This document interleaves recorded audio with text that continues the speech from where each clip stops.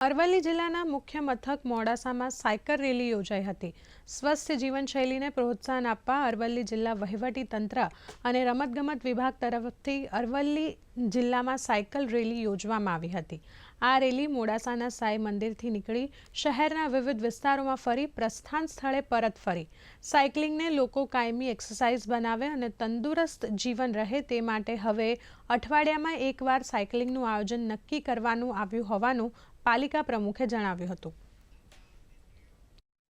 મોડાસાની અંદર અલગ અલગ વિસ્તારમાં જઈ અને 5 થી 10 કિલોમીટર સુધીનો અત્યારે અમે રેન્જ રાખી છે કે જેની અંદર હું મોડાસાની ખાસ જનતાને કહીશ કે દરેક વ્યક્તિ આમાં સાયકલની અંદર જોડાય અને આ જોડાઈ અને આપણી હેલ્થ અને સારી મેળવે અને આમ કહેવાય કે ફિટ ઇન્ડિયા હિટ ઇન્ડિયા અને ક્લીન મોડાસા ગ્રીન મોડાસા આ સિમ્બોલ સાથે અમે આજે રમતગમત વિભાગ તરફથી પણ સાયકલની શરૂઆત કરી છે।